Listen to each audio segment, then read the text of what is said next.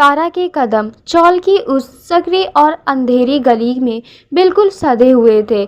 उसके चेहरे पर कोई घबराहट नहीं थी, बस एक ठंडी जानलेवा शांति थी। कमरे के पास पहुंचते ही उसने झटके से दरवाज़ा खोला और अंदर घुसकर उसे जोर से बंद कर दिया। उसने तुरंत कुंडी लगाई और पास ही रखा लोहे का भारी संदूक अपनी पूरी ताकत से घसीटकर दरवाजे के आगे अड़ा दिया। कमरे में घूप अंधेरा था, सिर्फ बाहर की पीली लाइट की एक धुंधली सी लकीर रोशनदार से अंदर आ रही थी।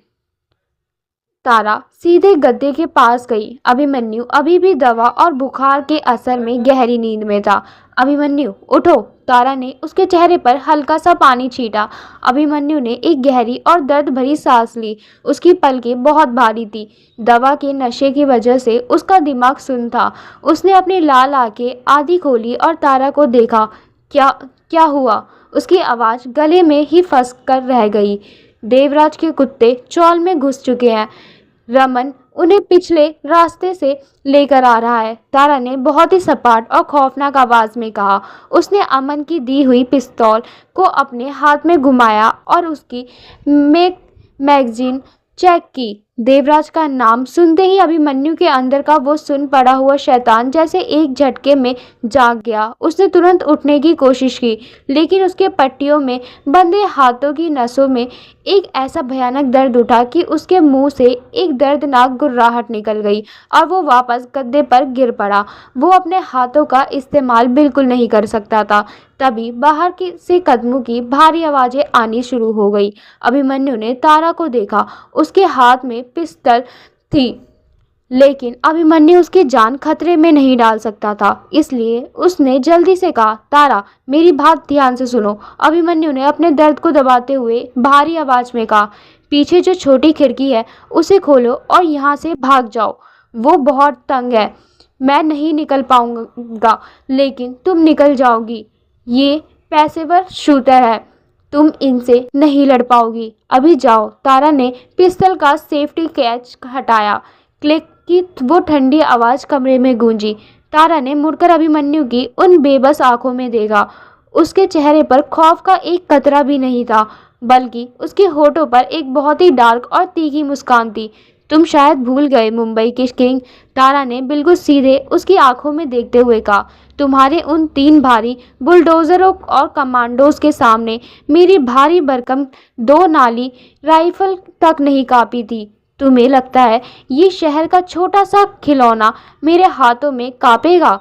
अभिमन्यु एकदम भूत बनकर उसे देखने लगा। उसे वो रात याद आ गई जब इस लड़की ने उसकी छाती पर बिना पलक झपकाए राइफल तान दी थी। लेकिन वो ज़्यादा लोग है तारा, अभिमन्यु ने कहना चाहा। होने दो। तारा ने अपनी नज़र दरवाजे पर टिका दी। ये मेरी बस्ती है और यहाँ शिकार करने का हक सिर्फ मेरा है। तुम्हारा काम सिर्फ चुपचाप बैठकर तमाशा देखना है। तभी कमरे के दरवाजे पर किसी ने जोरदार लात मारी। तारा ने कोई आड़ नहीं ली। वो दरवाजे से के ठीक सामने जमीन पर एक घुटने के बल बैठ गई ताकि उसका निशाना बिल्कुल अचूक रहे। उसने पिस्तौल को अपने दोनों हाथों से बिल्कुल ही प्रोफेशनल तरीके से पकड़ लिया। तारा दरवाज़ा खोल दे मेरी जान। बाहर से रमन की वो गंदी और लालची आवाज़ आई। अंदर वो लूला डॉन पड़ा है ना, उसे हमें सौंप दे। मैं देवराज भाई से कहकर तेरी जान बख्शवा दूंगा। तारा की आंखों में खून उतर आया। दरवाजे पर एक और लात पड़ी। लकड़ी चटकने लगी। लोहे का संदूक अपनी जगह से खिसक गया।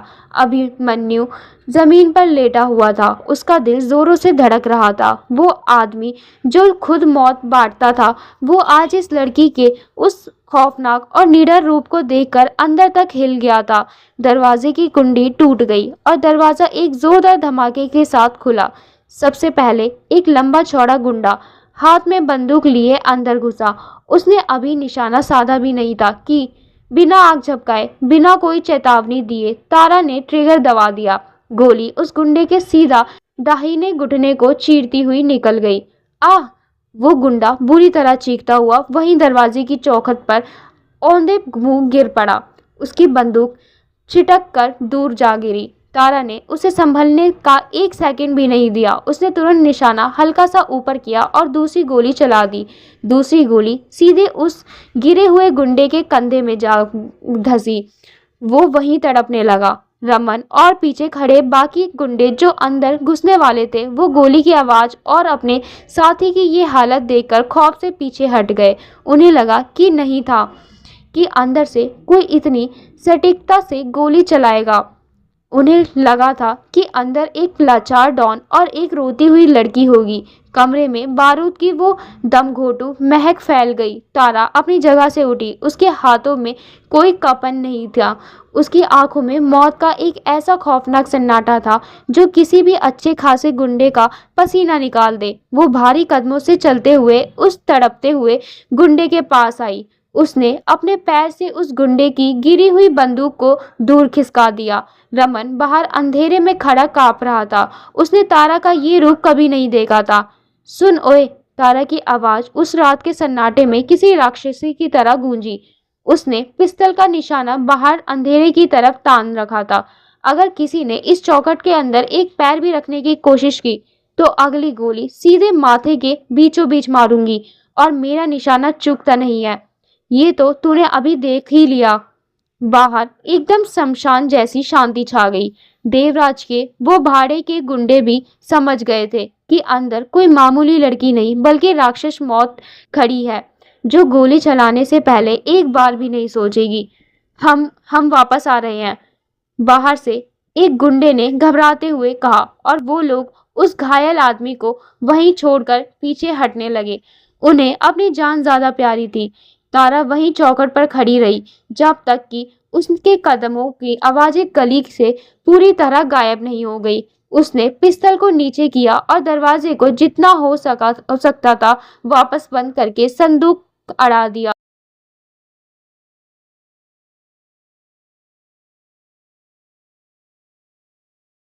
वो पलटी। अभिमन्यु जमीन पर लेटा हुआ उसे ही घूर रहा था। उसकी वो लाल और गहरी आंखों में अब कोई बुखार का असर नहीं था। वहां सिर्फ एक अजीब सा रोंगटे खड़े कर देने वाला नशा और पागलपन था। उसने अभी अभी अपनी आंखों के सामने इस लड़की को वो खून बहाते देखा था। उसने देखा था कि कैसे तारा ने बिना एक सेकंड सोचे, बिना किसी डर के उस गुंडे को जमीन पर गिरा दिया। अभिमन्यु को औरतों की चीखें और उनके आंसू कमजोर लगते थे, लेकिन तारा का ये बेरहम, खूनी और रफ अंदाज अभिमन्यु के अंदर के शैतान को एक अलग ही लेवल का सुकून दे रहा था। तारा चलते हुए वापस अभिमन्यु के पास आई। उसने पिस्तल को जमीन पर रखा। मैंने कहा था ना, तारा ने अभिमन्यु की उन सुलगती हुई आंखों में देखते हुए बहुत ही ठंडे स्वर में कहा। तुम मेरे शिकार हो। तुम्हें मारने का हक सिर्फ मेरा है। कोई और इस बीच में आया तो मैं उसे जिंदा जमीन में गाड़ दूंगी। अभिमन्यु के होठों पर वो ही पुरानी खौफनाक और डार्क स्माइल वापस आ गई। उसने अपने शरीर का सारा दर्द भुलाकर अपने बेजान हाथों को इग्नोर करते हुए अपना सिर हल्का सा ऊपर उठाया। तुम सच में एक चुड़ैल हो। अभिमन्यु की आवाज में एक गहरा, भारी और टॉक्सिक जुनून था।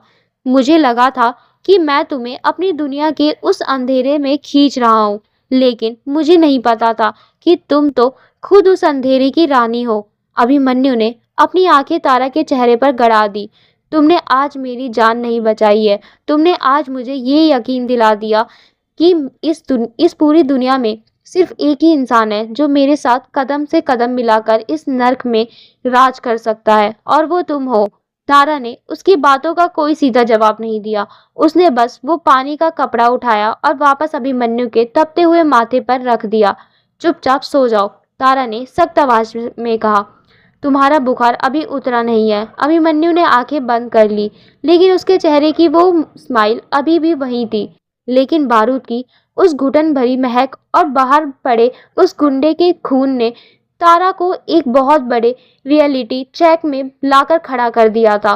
वो चौल अब सेफ नहीं थी। देवराज के गुंडे वापस लौट गए थे, लेकिन वो हार मानने वाले नहीं थे।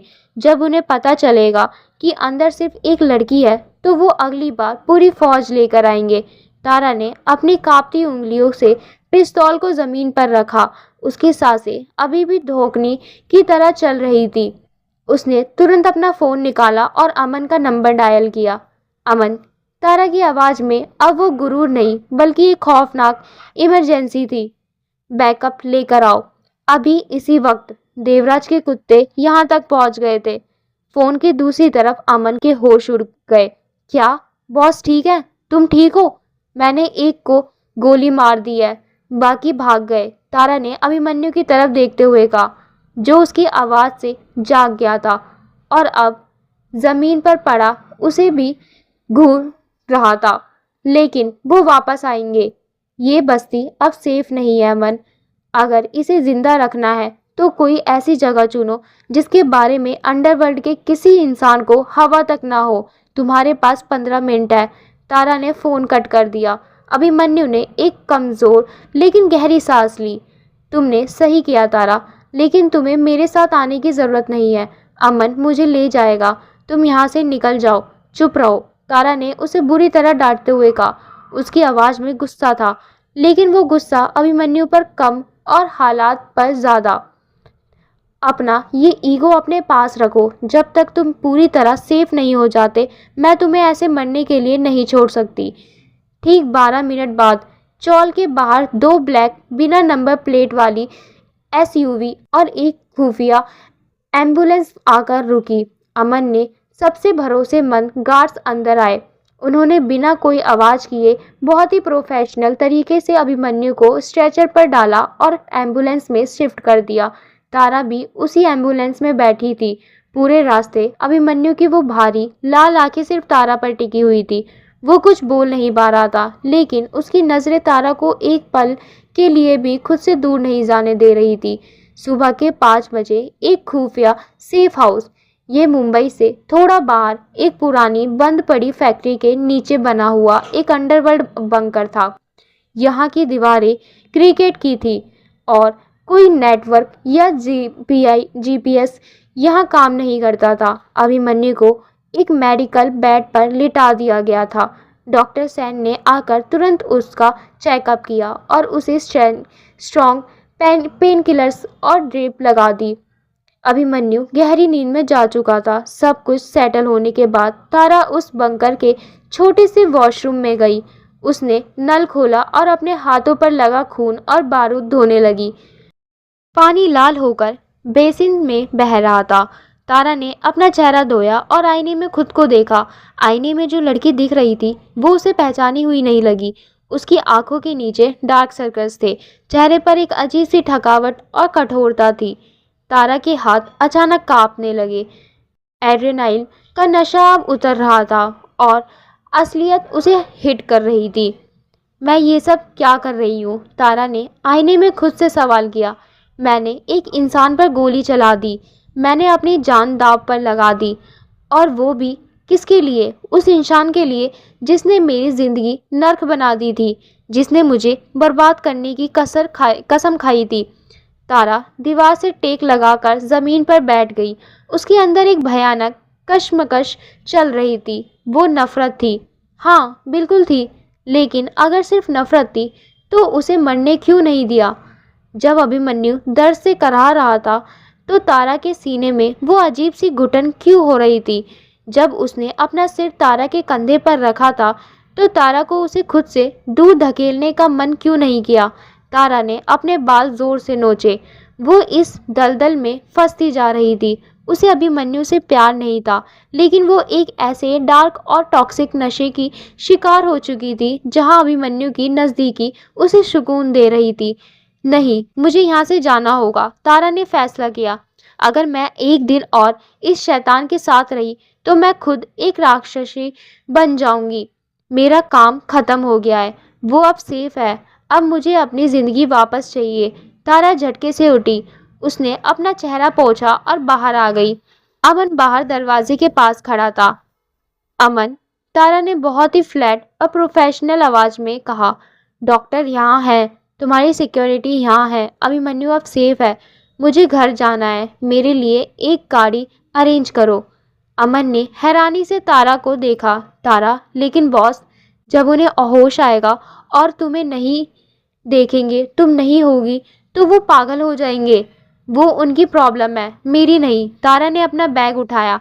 मेरी दुश्मनी थी, मैंने निभा ली। मैं उनकी कोई पर्सनल बॉडीगार्ड नहीं हूँ, मैं जा रही हूँ। तारा ने अमन को कोई बहस करने का मौका नहीं दिया और बंकर के उस भारी लोहे के दरवाजे की तरफ मुड़ गई। तभी पीछे से एक आवाज़ आई, कहाँ जा रही हो? तारा के कदम कदम वहीं ज़मीन पर जम गए। वो आवाज़ बहुत कमज़ोर, फटी हुई और दर्द से भरी थी, लेकिन उसमें एक ऐसी कशिश थी जिसने तारा की धड़कनें बढ़ा दी। तारा ने बहुत धीरे से पलटकर देखा। अभिमन्यु होश में आ चुका था। वो बेड पर आधा उठकर बैठा था, उसकी ड्रिप की सुई खींच रही थी और मॉनिटर पर उसकी हार्ट बीट अनियंत्रित हो रही थी। उसका चेहरा पीला था और पट्टियों में बंधे हाथ अभी भी बेजान थे। तारा ने अपनी मुट्ठियां कस ली और उसकी आंखों में देखा। अपने घर, तारा ने अपनी आवाज़ को कांपने से रोकते हुए कहा। तुम्हारी जान बच गई है, तुम सेफ हो, मेरा काम यहाँ खत्म हो गया है। अभिमन्यु ने कुछ सेकंड तक तारा को देखा।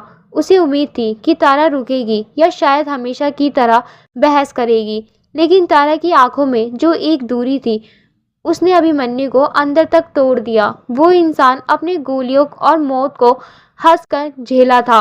वो इस लड़की के जाने की बात सुनकर अंदर से बिखर गया। अभिमन्यु ने कोई जबरदस्ती नहीं की।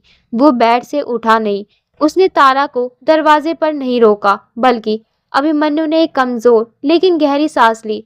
उसके होठों पर एक बहुत ही दर्द भरी फीकी सी मुस्कान आ गई। तो क्या यहीं तक का सफर था? अभिमन्यु की आवाज में आज कोई गुरूर नहीं था, सिर्फ एक गहरी चुभने वाली उदासी थी। हाँ, बहुत रह लिया तुमने मेरे साथ। ये शब्द इतने सीधे और इतने दर्द से भरे थे कि तारा के सीने में किसी ने खंजर खोप दिया हो। वो चाहती थी कि अभिमन्यु उस पर चिल्लाए, उसे रोके, अपना ईगो दिखाए, ताकि तारा को उस पर गुस्सा आए और वो लड़ कर चली जाए। लेकिन अभिमन्यु का ये टूटा हुआ और शांत रूप तारा को कमजोर कर रहा था। प्लीज इसे मुश्किल मत बनाओ।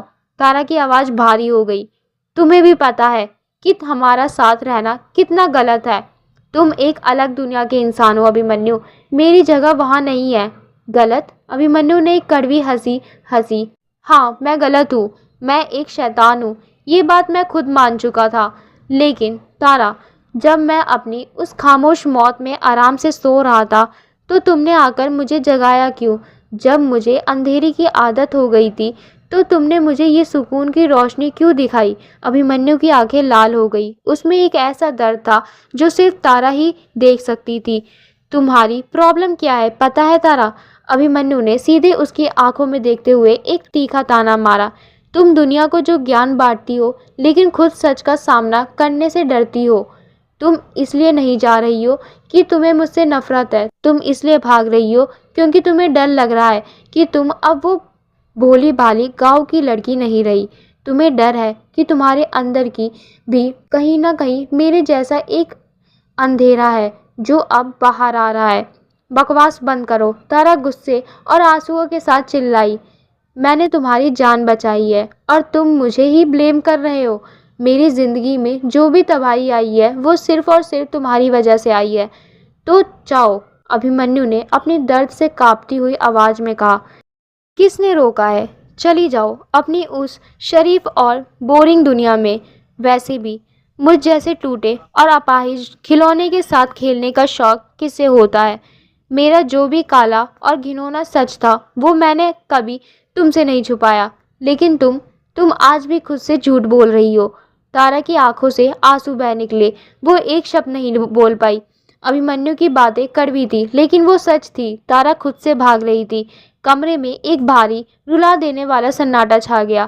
तारा दरवाजे के पास खड़ी थी और अभिमन्यु बेड पर बैठा था। अपनी हार मान चुका था वो। तभी बंकर का भारी दरवाजा खुला और अमन लगभग दौड़ता हुआ अंदर आया। उसके चेहरे पर हवाइयाँ उड़ रही थी। उसने देखा कि कमरे का माहौल बहुत इंटेंस है। तारा रो रही है और बॉस टूटे हुए लग रहे हैं, लेकिन जो खबर वो लेकर आया था वो इन सब से कहीं ज़्यादा बड़ी थी। बॉस, अमन की आवाज़ काँप रही थी। हालात हाथ से निकल गए हैं। अभिमन्यु का एक्सप्रेशन एक सेकंड में बदल गया। उसका वो उदास आशिक वाला रूप तुरंत गायब हो गया और अंडरवर्ल्ड के किंग वाला ऑरा वापस आ गया। क्या हुआ अमन? देवराज को पक्की खबर मिल गई है कि आपके हाथ काम नहीं कर रहे हैं और आप कमजोर हैं। अमन ने जल्दी जल्दी रिपोर्ट देना शुरू किया। उसने अपने आदमियों के साथ हमारे साउथ डॉन पर कब्जा कर लिया है। हमारी जो करोड़ों की हथियारों की खेप आज रात आने वाली थी वो अब उसके हाथों में है। और सबसे बुरी खबर। अमन रुका। उसे ये बोलते हुए डर लग रहा था। बोल, अभिमन्यु गुर्राया। अंडरवर्ल्ड के सिंडिकेट ने कल रात एक इमरजेंसी मीटिंग बुलाई है। अमन ने नज़रें झुका ली। उन्हें लग रहा है कि अब आप कभी वापसी नहीं कर पाएंगे। देवराज उस मीटिंग में सिंडिकेट का नया लीडर बनने का दावा पेश करने वाला है। अगर कल रात उस कुर्सी पर सिंह एम्पायर की तरफ से कोई नहीं बैठा तो हमारा पूरा एम्पायर ऑफिशियली देवराज का हो जाएगा। अभिमन्यु का जबड़ा इतनी जोर से खींचा कि उसकी नसें तन गई। उसने उठने के लिए अपने हाथों पर जोर डालना चाहा, लेकिन दर्द की एक भयानक लहर उसके पूरे शरीर में दौड़ गई। उसके हाथ पूरी तरह से बेकार हो चुके थे। वो बंदूक तो गया, पानी का गिलास भी नहीं पकड़ सकता था। तारा जमीन पर खड़ी सब सुन रही थी। उसे समझ आ रहा था कि हालात कितने गंभीर है। अगर देवराज अंडरवर्ल्ड का राजा बन गया तो वो अभिमन्यु को ढूंढकर मार डालेगा और शायद तारा को भी। हम कुछ नहीं कर सकते, अभिमन्यु ने बहुत ही ठंडी और बेबस आवाज में कहा। मेरे हाथ काम नहीं कर रहे। मैं उस मीटिंग में जाऊंगा तो वो लोग मुझे वहीं गोलियां से भून देंगे। देवराज जीत गया। ये शब्द सुनकर तारा को एक जोरदार झटका लगा। अभिमन्यु सिंह हार मान रहा है। वो शैतान जिसने कभी सिर नहीं झुकाया, वो देवराज जैसे दो कौड़ी के गुंडे के सामने घुटने टेक रहा है। तारा, अभिमन्यु ने अपनी नजर घुमाई और तारा को देखा। अब तुम्हारे पास सच में जाने का सबसे वही सही वक्त है। अमन तुम्हें शहर से बाहर किसी सेफ जगह छोड़ देगा। मैं नहीं चाहता कि मेरे दुश्मनों की सजा तुम्हें मिले। तारा वहीं खड़ी रही। उसका बैग उसके हाथ से छूटकर जमीन पर गिर गया। उसके अंदर की वो शेरनी जो अभी कुछ पल पहले तक इंसानियत और उसूलों का रोना रो रही थी, वो अचानक एक भयंकर गर्जने के साथ जाग उठी। तारा को अभिमन्यु से प्यार था या नहीं ये वो नहीं जानती थी, लेकिन तारा के अंदर एक खौफनाक ईगो था। अभिमन्यु सिंह मेरी प्रॉपर्टी है, तारा ने मन ही मन सोचा और उसकी आंखें गुस्से से सुलग उठी। मैंने इसे तोड़ा है, मैंने इसे रुलाया है। देवराज या किसी और सड़क छाप गुंडे की क्या औकात है वो मेरी चीज पर कब्जा करे। तारा भारी कदमों से चलते हुए वापस अभिमन्यु के बेड के पास आई। उसने अपने आंसू पोंछ डाले थे। मीटिंग कितने बजे है? तारा ने अमन की तरफ बिना देखे पूछा। अमन हैरान रह गया। कल रात 9 बजे। लेकिन तारा, मैं कोई गुंडी या माफिया नहीं हूँ। तारा ने अभिमन्यु की आंखों में सीधे देखते हुए कहा। मुझे तुम्हारे बिजनेस का भी नहीं पता, लेकिन अगर तुमने ये सोचा कि मैं तुम्हें इस हालत में उन कुत्तों के सामने मरने के लिए छोड़ दूंगी तो तुम सच में मुझे समझ नहीं पाए हो अभिमन्यु सिंह।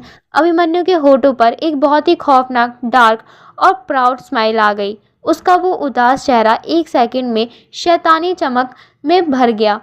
उसने अपने बेजान हाथों को इग्नोर करते हुए अपने दांतों से अपनी दाहिने हाथ की सबसे छोटी उंगली में पहनी हुई एक भारी सोने और काले हीरे वाली अंगूठी को खींचा और उसे बेडशीट पर गिरा दिया।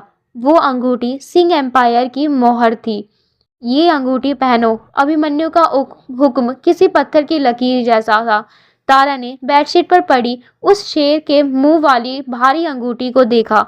वो सिर्फ एक जेवर नहीं था, वो मौत, पावर और खौफ का सिंबल था। तारा के हाथ हल्के से कांपे, लेकिन उसने बिना पलक झपकाए उस अंगूठी को उठा लिया और उसे अपने अंगूठे में फंसा लिया। वो अंगूठी उसके नाजुक हाथों के हिसाब से बहुत बड़ी और भारी थी, लेकिन जैसे ही उसने उसे पहना, कमरे का पूरा माहौल बदल गया। अमन, अभिमन्यु ने अपनी आंखें तारा पर ही टिकाए रखते हुए कहा। मैडम को कल की मीटिंग के सारे रूल्स समझाओ, उनकी ड्रेस भी रेडी करो और कल रात तारा उसी dark grey three piece suit में जाएगी जिसे पहनकर मैं मीटिंग्स में जाता था। तारा ने अंगूठी को देखा, उसमें लगे काले हीरे में उसे अपना अक्स नजर आ रहा था। वो गांव की एक साधारण लड़की जो स्कूल में बच्चों को पढ़ाती थी, वो कल रात मुंबई के सबसे खूंखार माफिया सिंडिकेट की मीटिंग में शहर के सबसे बड़े डॉन की कुर्सी पर बैठने जा रही थी। नफरत, उदासी और एक पागलपन भरे जुनून ने तारा को आज एक ऐसी खूनी दुनिया के तख्त पर लाकर बैठा दिया था जहां से वापसी का कोई रास्ता नहीं था। शेरनी अब खुद पूरे जंगल पर राज करने के लिए तैयार थी। अगले दिन बंकर के उस ठंडे और शांत कमरे में एक पुरानी सी दीवार खड़ी घड़ी की टिक टिक के अलावा कोई आवाज नहीं थी। तारा आईने के सामने खड़ी थी। उसने वो डार्क चारकोल ग्रे रंग का three piece custom made suit पहना हुआ था। अंदर एक गहरी वाइन रेड रंग की सिल्क शर्ट थी। ये सूट अभिमन्यु ने अपने पर्सनल टेलर से रातों रात तैयार करवाया था। फिटिंग इतनी शार्प और परफेक्ट थी कि आईने में दिखने वाली लड़की अब वो गांव की सादी सी तारा बिल्कुल नहीं लग रही थी। सूट का फैब्रिक बहुत भारी और महंगा था। तारा ने शर्ट के कॉलर को ठीक किया। उसके हाथ हल्के हल्के कांप रहे थे। क्या मजाक है लाइफ का, तारा ने आईने में खुद को देखते हुए मन ही मन सोचा। कल तक मैं जिस दुनिया से नफरत करती थी, आज उसी दुनिया की बॉस बनकर जाने वाली हूँ, वो भी उस इंसान के लिए जिसे मैं बर्बाद करना चाहती थी। उसने अपने बालों को पीछे की तरफ एकदम स्किल और टाइट पोनीटेल में बांध लिया। कोई मेकअप नहीं, सिर्फ आंखों में एक गहरा तीखा काजल और दाहिने हाथ के अंगूठे में अभिमन्यु की वो भारी काले हीरे वाली शेर की अंगूठी। वो अंगूठी उसके हाथ में बहुत भारी लग रही थी, जैसे पूरे अंडरवर्ल्ड का वजन उसी एक उंगली पर आ गया हो। तारा ने एक लंबी सांस ली, अपना कोट पहना और दरवाज़ा खोलकर बाहर गई। सामने वाले मेडिकल रूम में अभिमन्यु बेड पर आधा उठकर बैठा था। उसकी पट्टियों वाली बाहें तकिए पर रखी थी। वो कमज़ोर था, लेकिन उसकी आंखों की वो ऑब्जर्व करने वाली आदत नहीं गई थी। जैसे ही तारा कमरे में दाखिल हुई, अभिमन्यु की नज़रें उस पर जाकर टिक गई। कमरे में कुछ सेकंड के लिए एक अजीब सा भारी सन्नाटा छा गया। तारा को लगा कि शायद वो इस कपड़ों में बहुत अजीब या ओवर लग रही है। वो थोड़ी सी अनकंफर्टेबल होकर अपने कोट के बटन ठीक करने लगी। बहुत अजीब लग रहा है ना, तारा ने हल्की सी झिझक के साथ पूछा। ऐसा लग रहा है जैसे किसी फैंसी ड्रेस कंपटीशन में अंडरवर्ल्ड डॉन का रोल प्ले करने जा रही हो। अभिमन्यु ने पलक तक नहीं झपकाई। उसकी आंखों में एक ऐसी डार्क और इंटेंस चमक थी जो तारा के चेहरे से शुरू होकर उसके सूट की फिटिंग तक जा रही थी। यहाँ आओ, अभिमन्यु ने अपनी भारी थोड़ी फटी हुई आवाज में कहा। तारा धीरे धीरे चलते हुए बेड के बिल्कुल करीब आ गई। अजीब नहीं लग रहा है, अभिमन्यु ने उसे नीचे से ऊपर तक देखते हुए कहा। सच कहूँ तो ये सूट तुम्हारे लिए एक हथियार की तरह लग रहा है। जैसा ऐसा लग रहा है जैसे तुम इसी दुनिया के लिए बनी थी तारा, बस आज तक गलत जगह टाइम वेस्ट कर रही थी। तारा ने एक हल्की सी नर्वस स्माइल दी। डरा रहे हो या कॉन्फिडेंस दे रहे हो? मैं कॉन्फिडेंस नहीं देता, मैं आईना दिखाता हूँ, अभिमन्यु ने थोड़ा आगे की तरफ खींचते हुए कहा। उसने अपने पट्टियों में बंधे हाथों को बहुत ही मुश्किल से उठाया। उसकी उंगलियां काम कर रही थी, लेकिन कलाइयों में भयंकर दर्द था। उसने अपने दोनों हाथों से तारा के कोट के कॉलर को पकड़ा और उसे हल्का सा अपनी तरफ खींच लिया।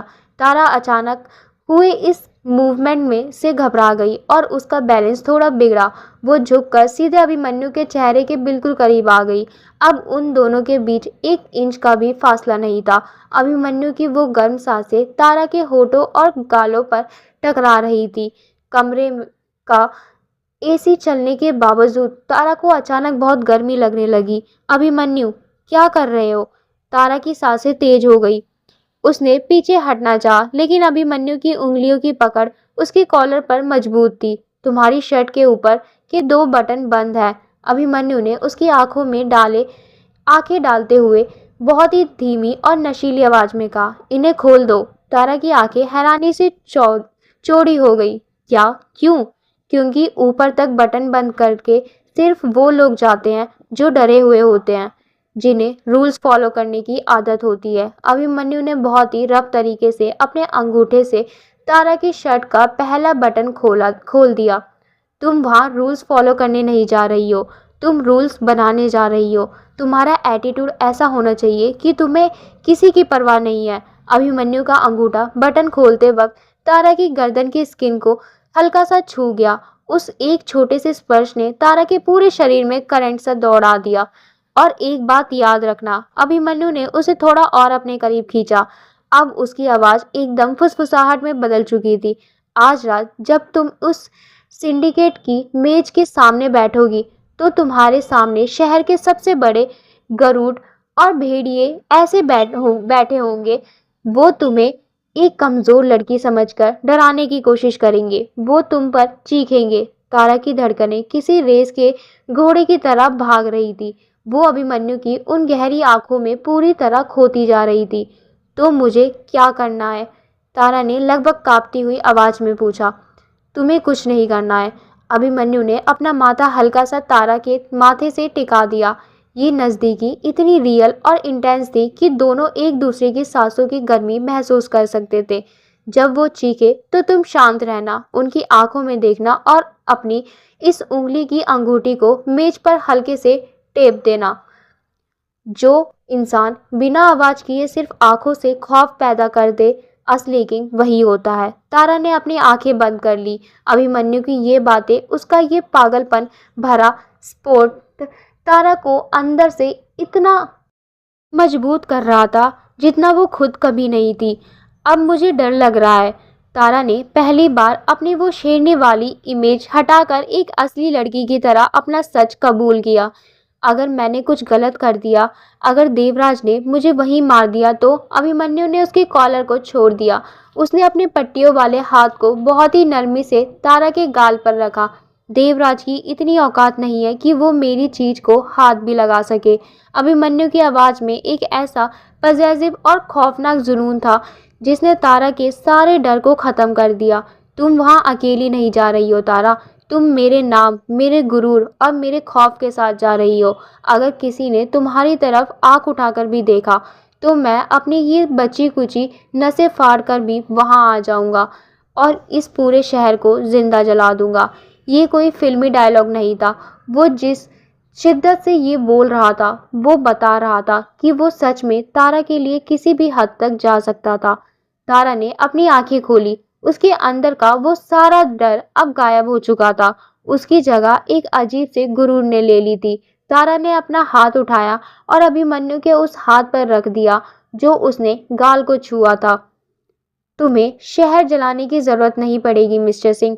तारा ने एक बहुत ही डार्क और असली वाली स्माइल दी, क्योंकि आज रात मैं उन सबको उनकी औकात बताकर ही वापस लौटूंगी। अभिमन्यु के चेहरे पर एक प्राउड स्माइल आ गई।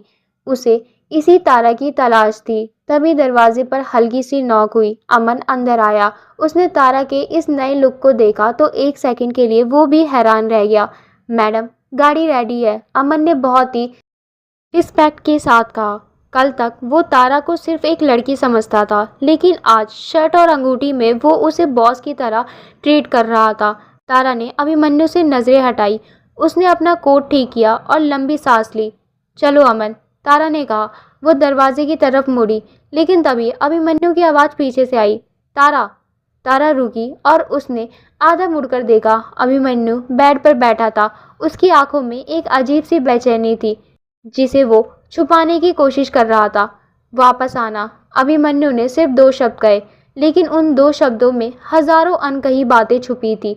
मैं यहाँ इंतजार कर रहा हूँ।